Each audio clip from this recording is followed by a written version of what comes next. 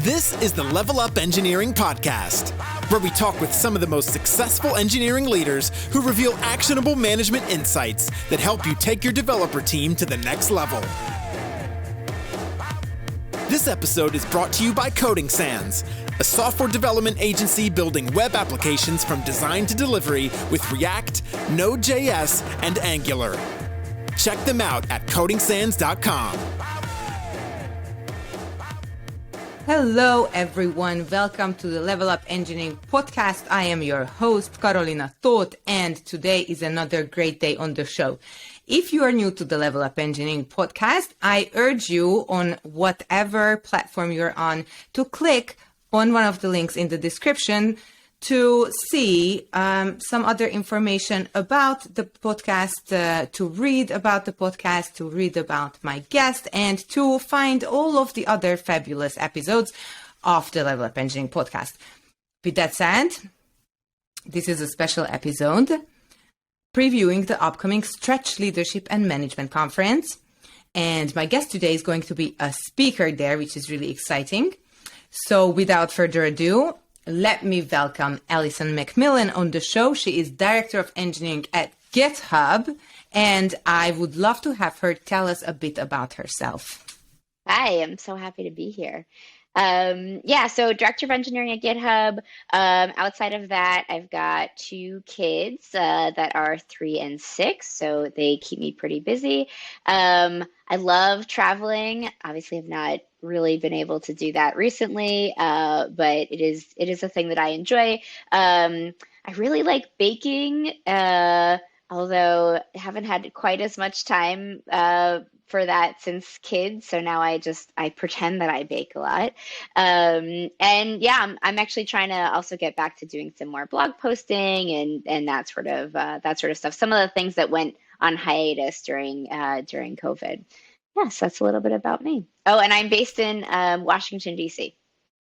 How awesome. Thank you so much. Thank you for sharing those details. And without further ado, today we have a really awesome, interesting, cool, unheard of, maybe heard of topic, planning virtual offsites for your team. First of all, let's define what virtual offsites are. Yeah, so I think of an offsite as any time that you have a full day or more than one day set aside to dig into topics or discussions, to dig deeper than what you can really get to in, an hour-long meeting or sort of throughout the rest of your responsibilities of the day. And then obviously a virtual offsite is having to plan that connection, make that time, make that space, all virtually, as opposed to sort of getting together in person. Okay, first of all, when you said that, I was thinking, isn't the point of an offsite to be offsite? So, can you square that circle for me without, or even with jumping into, the whole nitty-gritty of it? If I'm sitting right here, which I am sitting right here most of the time at this point, and if I go to a virtual offsite, should I go to the coffee shop down the street or should I stay at home? Yeah, that's a great question. I think of an offsite more as especially virtually, as a creating time and space for something. So this is gonna sound sort of silly, but it's sort of an offsite state of mind, as opposed to necessarily having to go somewhere else. Now, sometimes for some folks, I think that it helps them to go somewhere else, whether it's, still at their house, but not at their desk, or to a coffee shop, or, a co-working location or something for that time. But I think it's mostly about getting your brain into a place where you're not thinking about all the day-to-day tasks. You're not thinking about the ticket that you have to work on next, or, those sorts of things, but you're really putting your brain and yourself into a different place. And I have a few tips and things that we can maybe talk about later as to things that I've done with my team to help them get into that sort of offsite state of mind. Awesome. Thank you. Thank you. That was an awesome answer. And I love the fact that we can be in a state of mind for an offsite. But then again, a lot of people here are listeners from tech companies and of leaders who manage tech companies. How should we make it sound important to them? I know this is kind of outdated, but I still sometimes have to struggle with like making sure that we have a point of creating an offsite, like why are these events important for a company? Yeah, I think it's important for a few reasons. Usually, most offsites have an aspect of getting to know other people on your team. So offsites also they can be anywhere from 2 people to 30 people. And based on how many people are in your offsite, it's going to change how long it is, what your agenda looks like, what the goals are, et cetera. But, mostly I think that there's always a little bit of fun and sort of team bonding and getting to know one another. A little bit of like getting excited for what's coming up, and a little bit of making sure that you're aligning everyone, so everyone's sort of getting on the same page about something. And then I like to say there's also sort of a little sprinkle of special, right? I think it's really important, especially in virtual offsites, that you create an atmosphere and things that really feel like you're pulling people out of their day to day, out of the normal. And so, in terms of making it important, I think that it's really important to communicate in advance, like what are the goals? What is the agenda? What does that look like?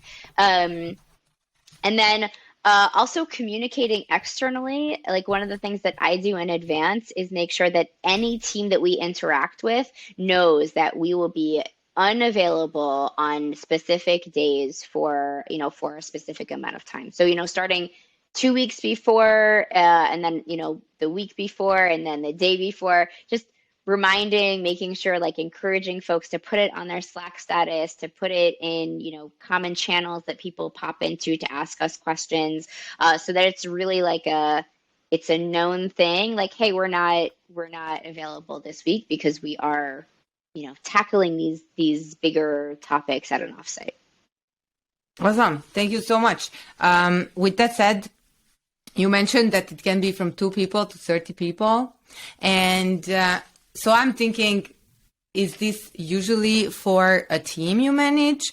Because first I was thinking it's for the entire company or like a larger chunk, like an entire department. Since it's virtual, it even, like, oh, it makes sense. Everybody can join from their home. But it doesn't. So, or does it? Please tell us. Yes. So a variety of sizes. I've done them for, my peers. So at GitHub, engineering works really closely with product and design and sort of these EPD, squads or groups. So I've done it, for the 3 of us where it's EPD and we're, getting on the same page, getting to know each other, et cetera. I've done it for my leadership team. So that is sort of myself, the engineering managers that report to me, plus my product and design counterparts and, the products and product managers and designers that report to them. So it's a slightly bigger group, maybe somewhere between 6 and 10. And then I've also run them for my department, which is sort of upwards of around 30 plus individuals.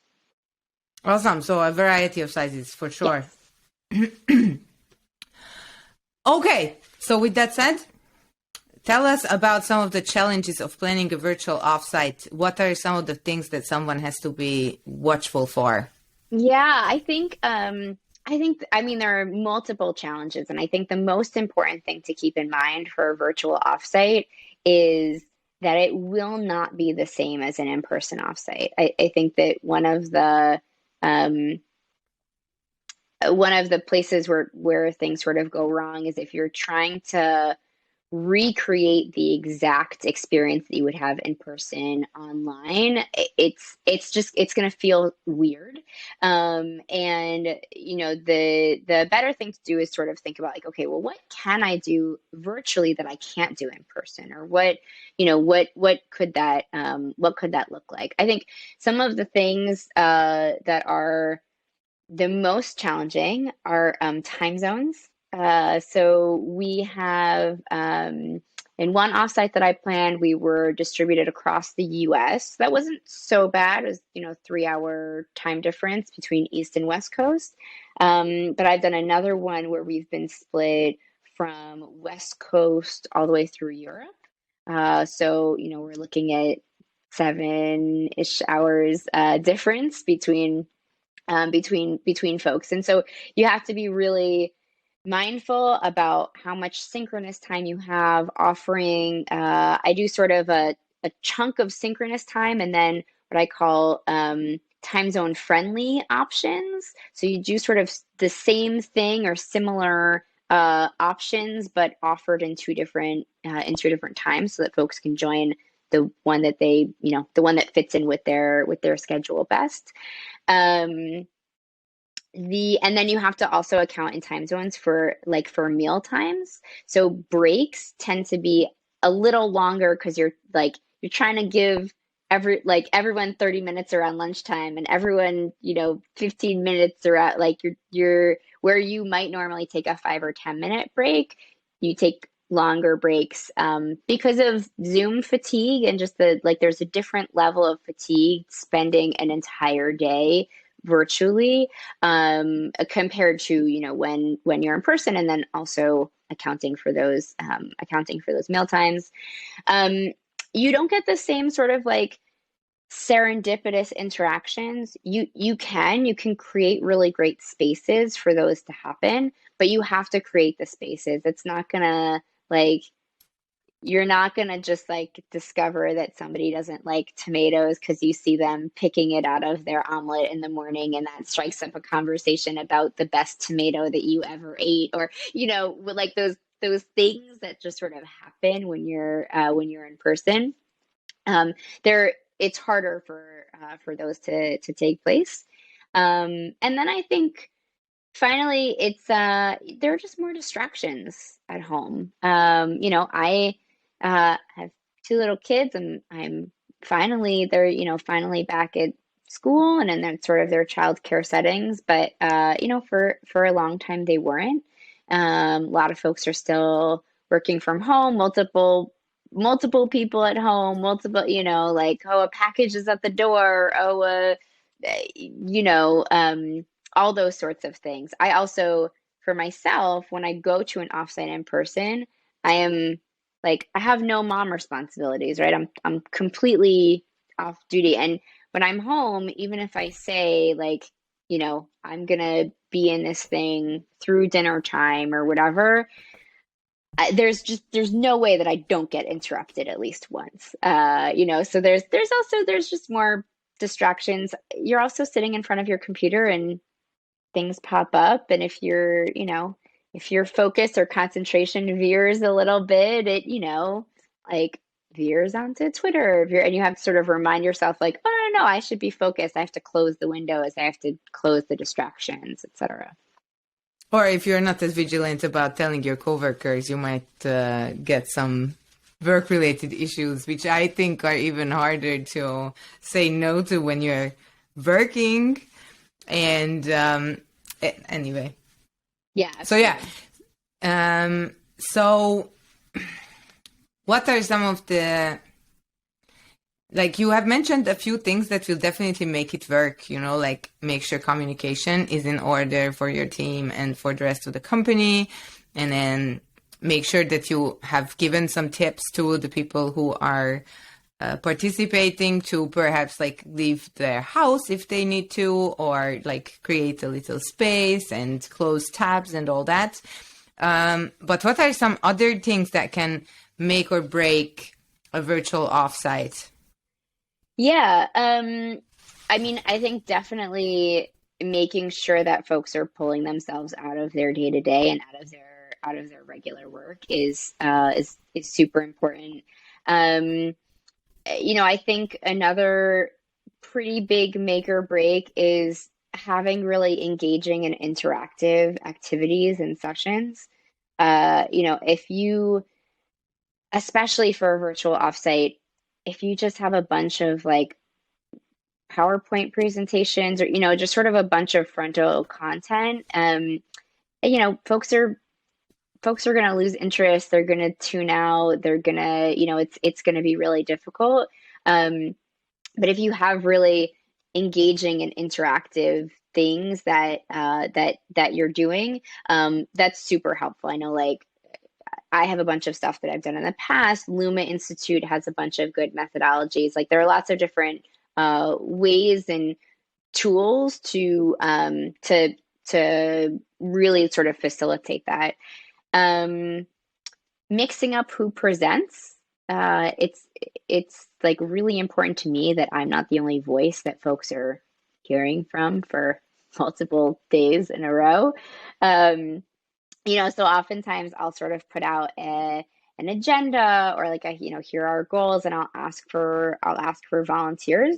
Who wants to facilitate a session? Is there a session that you're most in? And I'll work with them in advance on like, okay, what methodology do you want to use? What are you going for to make sure that it's really engaging and interactive. But I think, different people have different styles, different voices. Like, it's really important to get that to get that variety during the offsite. Some things that aren't necessarily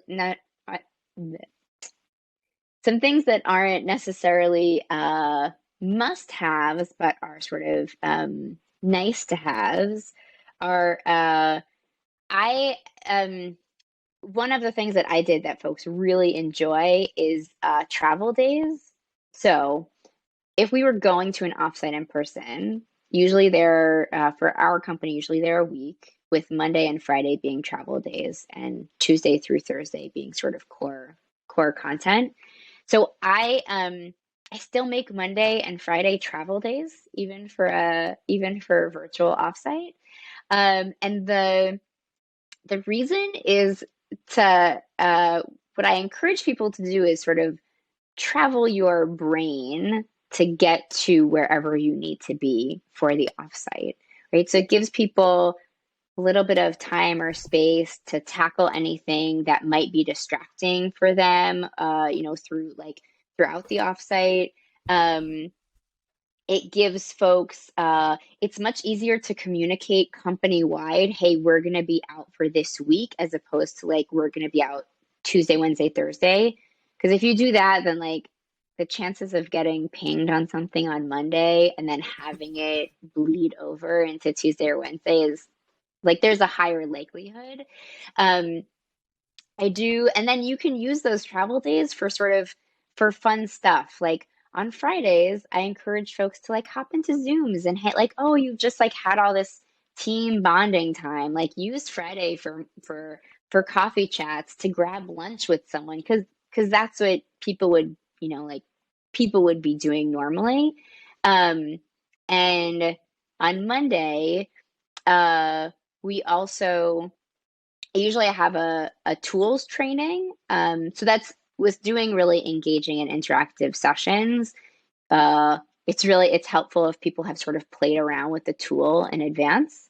So my tool of choice is Mural. I think it's great. There's like a ton of templates and flexibility, et cetera. So I'll set up a board, like a practice board, for everybody in advance. And I'll say, like, at some point during your travel day, here's the instructions, hop in. And on the board, it has like 5 or 6 different stations or boxes. And it's like, put an image here, put a Post-it here, move this thing around, just a few different things that I know that we're going to be doing throughout the offsite, so that they get comfortable with the tool.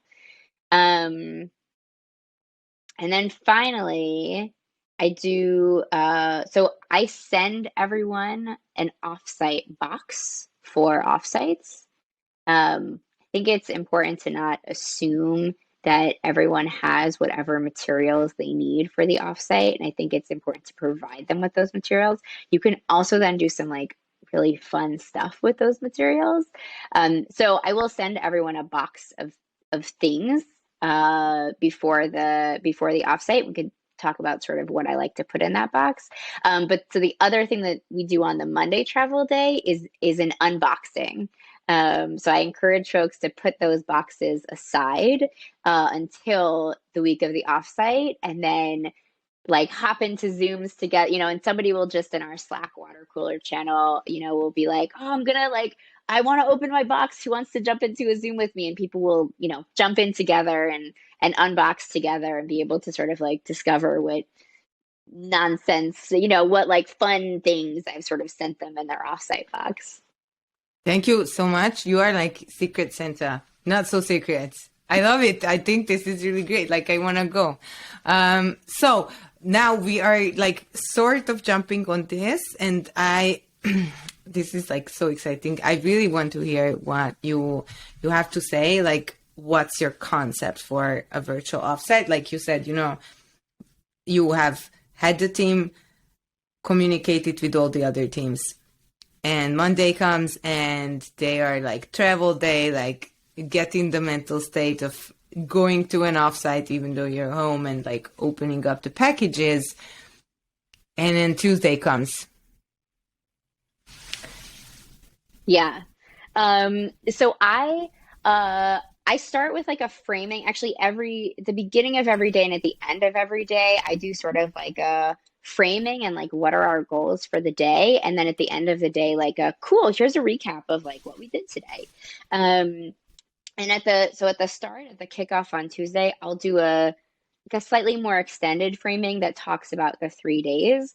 Sometimes there's like a good like as you sort of develop the agenda, sometimes you can sort of theme days, into like day 1 is past, day 2 is present, day 3 is future, day 1 is get to know your direct team, day 2 is get to know the department, day 3 is like focus on stuff that's more company wide.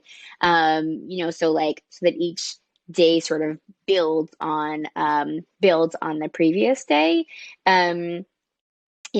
Other times it's a little bit, the themes don't work out quite as well day by day because I try to balance heavier conversations and lighter conversations, right? Like if we're gonna have a 2-hour workshop or something that I know is gonna be like a heavier topic or something like people are like really gonna have to engage with, I don't want to do a second like really heavy topic. I want to do something that's beneficial and that's helpful, but not a second sort of like heavier topic that people are gonna, because your brain just gets exhausted. On day 1, I usually start with, get to know you sort of activities. And then throughout, it's really sort of the arc of recognizing like, okay, where people's energy levels will be, what we've done the day before, what you want to accomplish. There should be sort of like a story that goes to, that goes through the offsite, and, ends with like a cool. So here's everything that we did over the last 3 days. Like, here's some of the fun stuff. Here's some of the serious stuff. Here's some of the decisions that we made. And here are next steps, right? So making sure to end the offsite with next steps and knowing who is going to tackle each of those next steps and how people can stay up to date on the progress of those next steps. Right. Thank you. And then you have Friday for another travel day, and you can make more friends and hang out and have virtual coffee dates.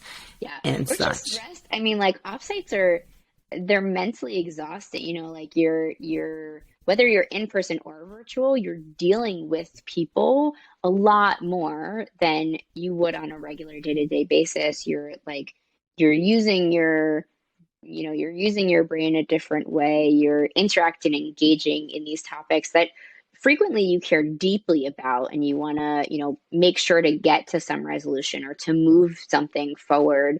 And so, often also by Friday, you're just like, ooh, I'm tired. Like, I just want to hang out with people and chill and, so. I love it. Thank you.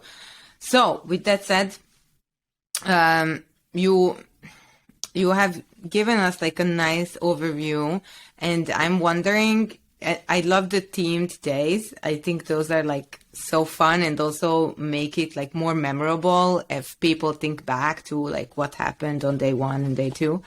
But what are some goals that can be realistically set for a virtual offsite? You have mentioned that, it's a different kind of vibe sometimes because just it's not the same as meeting in person. So what are the things that we can anticipate from a virtual offsite? Yeah, I mean, I think I think how you get there is different with a virtual offsite than an in-person one, but I think that the goals can be the same, right? So, one topic that we frequently cover is sort of looking at like, what's the values and culture of our department? What do we feel like we do really well, and what are the things that we want to improve upon? And again, that's something that you can run as a department retro, but you can dig deeper into it when you're all together. Most recently we did sort of like what are our values and what are our guiding principles. In the past, we've done what does success look like, right? And sort of like and in these offsites, you often have engineering, product, and design. And so it's a really great place to sort of see and to also discuss if there are conflicting ideas about what success looks like, so that we can get on the same page and we can sort of come out of this and and move forward with the next 6 months of whatever we're doing. Sometimes we'll have roadmap conversations, and that could be sort of like presenting or revisiting the roadmap and sort of diving deeper into certain aspects. We have done some game days, so some like really fun sort of on-call practice, things that people really enjoy doing all together. It takes a little bit of the anxiety out of the situation if you're doing it in a breakout with the whole, with the whole group and everyone's sort of like, in that game day mentality.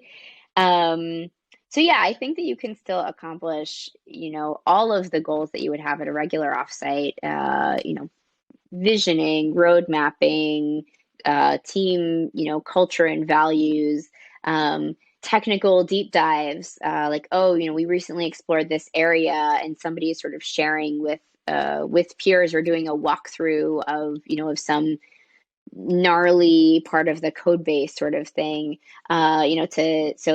increasing knowledge in an area and then getting to know yous, right? Like that you won't have as many serendipitous interactions, but there are like a ton of fun icebreakers, ways to sort of get to know folks, etc. And so I think that I think there are just a ton of options from we've done a number of Airbnb virtual experiences. That I think that's been like a plus of the pandemic, is that Airbnb started offering all of these virtual experiences, and like we've done some really, really good ones. There are lots of ways that you can sort of bend Mural and Zoom and all these different virtual tools to your will, to do breakouts, to as the host to switch people around, to do all sorts of really fun stuff.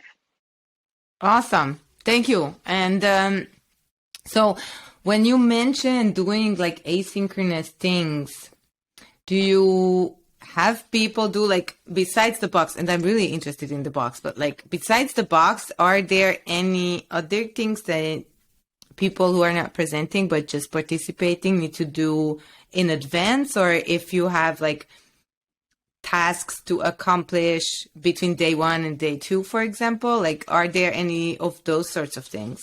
Yeah, so it's not really sort of like, it's not homework or like tasks to accomplish. It's just it's space that fits in more with different people's time zones. So for example, so I'm East Coast time. So, our offsite might be 11 to 2 or 3 p.m., sort of my synchronous time. And then there'll be an optional session or sessions from 9 to 10:30 my time, which fits better with, East Coasters who wake up early, Europeans, etc. And then there will be another one from, 4:30 to 6, which fits better with, West Coasters, East Coasters that sort of like to work the 10 to 6 spread as opposed to the, 8 to 4 or 9 to 5 spread. So those are different sort of time zones, and we'll do a variety of things. I will do like just a crafting hour where basically people just sort of like log on and hang out, and this gets a little bit to what to what gets sent in the box, but so crafting time.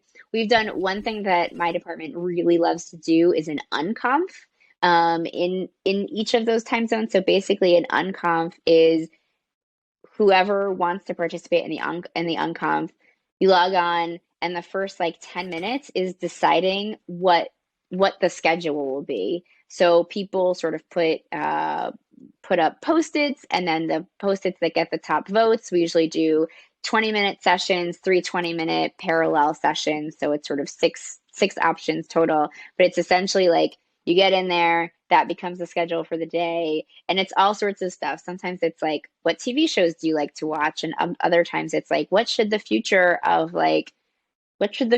pull requests look like? So it can really sort of vary in what folks want to talk about. But yeah, like we always do an unconf in each of the time zone friendly spots. That's actually, it's such a popular session that usually people will actually try to make the unconf that's outside of their time zone as well. Because it's just so much fun to like throw a bunch of ideas out there, vote, and have these like casual conversations with colleagues about whatever the sort of top voted things are. I'm trying to think what else we've done in time zone friendly times. We have done a few sort of like deep dive learning sessions. When we do deep dive learning sessions, we do record those so that folks who aren't in that time zone can watch them later. Yeah, so there are a variety, and I always open it up to the department and say like, if you want to run like a time zone friendly time and fill it with a board game hour or like whatever, let me know, and we'll put it on the schedule. I love it. Thank you. That clears up a lot of things, and that makes it sound even more fun. Okay, I have a question here about like ground rules. First of all, my thinking was like, do you have rules like everybody put away your phone? I don't think you can enforce those rules. So there is not really a point in making that sort of a rule, but are there any kind of, make sure you have this or that? Of course, you need to have some kind of an internet connection. So besides those, and we can like talk about the box now, maybe. Yeah. Yeah, in terms of rules, the devices thing is challenging, right? Because if we were a frequent sort of rule or agreement at in-person offsites is, computers closed, phones to the side, etc. You obviously can't do that virtual, but you can, you can sort of put an emphasis on staying engaged, staying engaged with the topic, with what's going on, with your colleagues. We often talk about like muting and unmuting, making sure that you're, like someone doesn't speak twice until more people speak once, sort of thing. I think a lot of those are pretty similar to sort of group rules or contracts that you would likely have in person. So, yeah. Okay, and so some of the nice to have things. Yes. For example, if I had a director of engineering who sent me a box, what would be in that box? Okay, so I actually didn't realize this until I'd run a few offsites, but I actually have a box formula. It's not like this isn't like an everyone box formula. This is just what I like to do. So and like one thing to keep in mind is like boxes don't have to be like really sophisticated. Like you can actually put a fun box together for like really, really cheap. But okay, so I like if we're going to be doing anything with sort of like post-its or whiteboards or whatever, again, I never want to assume that anyone has those things on hand. So any sort of office supplies, I will send those. Um, I like to send something that's like fun and whimsical. So I sent like one offsite, I actually doubled sort of the whiteboard and the whimsy, and I sent these headboards that had like a white headbands that had like a whiteboard speech bubble um, sticking out of it, and those were amazing and hilarious because like I wrote like welcome on mine when people were first, logging in, or people would like write funny messages and like put, Right. put their headband on. So yeah, something that's just sort of like a little bonkers and like a little, fun and off the wall. A craft kit. So again, we do these crafting times. I can talk about a really cool activity that I once ran with a Tell us. crafting set. But something that gets people a different side of their brain, working and going. So yeah, one time we did use your craft kit to make like a self-portrait. And yeah, so and then people shared their self-portraits. It was a ton of fun. So a craft kit. I like to send a children's book. And I like to send a children's book with a main character that is a character of color. That sort of diversity piece is important to me. But the reason for the children's book is, we read a lot of like grown up, like adult books on management, on, communicating with other people, on coding, on technical concepts, etc. But frequently you can find those similar concepts in children's books. And it's just like it's fun to let yourself sort of get into that space and like read a child's book. And so often it's about, like capturing your imagination or like building new great things or working together or just something sort of like fun and interesting in that way. And then last thing that I always send is a snack. Is because I think snacks are very important. I did one offsite where I made my life pretty difficult, and I actually asked everyone. I gave them 4 snack preferences, and I asked everyone for their preference, and then I sent them specifically the snack that was their preference. And then for a different one, I sort of found like a fun gourmet snack that I could sort of bulk upload a spreadsheet of addresses, and everyone would get the same thing. But yeah, the last one I sent was like these like candy coated popcorn and all these like really sort of interesting weird flavors. So I think snacks are important, and then I allow people to expense like not every meal, but like up to 3 meals, up to 2 meals, like because again, if you were at an offsite, these are like sort of the little nice things that you would be able to do. It also gives another opportunity for those sort of serendipitous connections because you can be like, oh, what'd you get for lunch? What'd you get for like it's that it creates that conversation that can happen virtually. So yeah, that's sort of my box kit. Thank you so much. This is a random intermezzo that I just thought of. I facilitated two retrospectives today, and for one, the checkout, and for one, the check-in was, what snack would you be and why? So please, if you would like to tell our listeners, maybe this will get cut out, but I'm really interested now. What snack would I be and why? Chocolate covered pretzels. They're so good. So good. So basically, you would be chocolate covered pretzels because they are so good. Yeah. All There's right. like a balance of like sweet and salty, and it's just, they're so good.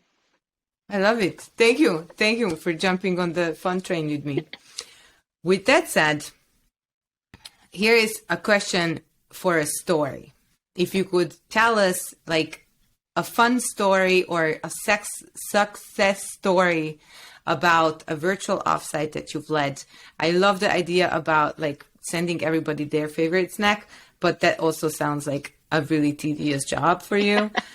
But like, what was something that you've tried and succeeded at, like some story that made you feel really content at the end when you concluded? Yeah. Okay. A fun story. Well, so I always send a feedback survey after the offsites, which have been really fun to read because people enjoy them. And I've had a lot of folks say that like even compared to the in-person offsites that they've been to, that it was just like a ton of fun, and they feel like they like got to know folks and learned a lot, etc. I think. Okay, so there's this activity that I did that I loved, and I'm trying to remember the details because it was a while ago, but we did an activity where so I sent everyone these craft kits, right? So everyone had the same craft kit, and I wanted to do an activity based on like communication and recognizing communication styles, communication when we are sort of forced to be virtual all the time, right? When we can't get together in person. And so we did this thing where folks were broken up into groups of three. And in every group of three, there was a builder, an architect, and I can't remember what I can't remember if it was just a teammate or like a third. There's a third person, observer. I can't remember what I called that person. But the idea was that the architect had 5 minutes to build something. And so they had to turn off their cameras, and they had 5 minutes to build something. And then I put the architects into their breakout rooms, and I put the person who wasn't the builder, so the extra teammate, into that breakout room. And the architect showed what they crafted to the extra person. And then the builder then had to build whatever the architect had made, but without seeing what the architect had made. So I put the builder into the breakout room, and it wasn't that much time. I think it was like 7 minutes, 8 minutes, something that was more than 5 minutes, because that's how much time the architects got. But it was 8 minutes, and like only one person could talk at a time. And but both the architect and the teammate could sort of explain, and the builder had to build, but again, like without seeing what the architect originally built. And so then at the end of the time, brought everyone back together, and from each group, the architect and the builder shared what their what they had built. And then, some of them looked like similar, some of them looked totally different. And then we had a discussion about communication, right? So it's like, what parts of that were difficult? What parts, and people were like, oh, well, and this is like a great engineering lesson, right? Because, somebody was like, oh, well, like an architect was like, oh, well, I didn't realize that I was going to have to explain this to the Right. builder without them seeing. And so I built this really complicated thing really quickly, which I'm sort of really familiar with. And then it was really hard to explain to this person and there were some builders that were like, yeah, they were trying to explain it to me and I had no idea what we were trying to build.